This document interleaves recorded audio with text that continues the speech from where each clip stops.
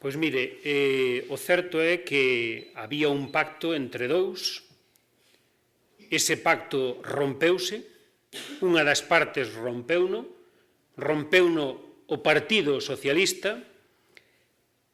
Evidentemente, cando se rompe un pacto, deixa de existir.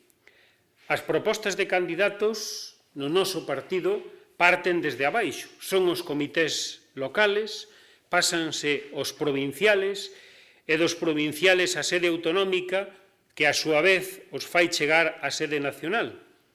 No Partido Popular aínda non se produciu ningún desos pasos para propoñer a un candidato tránsfuga. No Partido Socialista xa se deron todos esos pasos e xa o Comité Federal a nivel nacional ratificou a un candidato tránsfuga. Por certo, ratificou nun comité donde votou a favor desa decisión o presidente do Partido Socialista, o señor Chaves, que é presidente tamén da Comisión do Pacto Antitransfuguismo.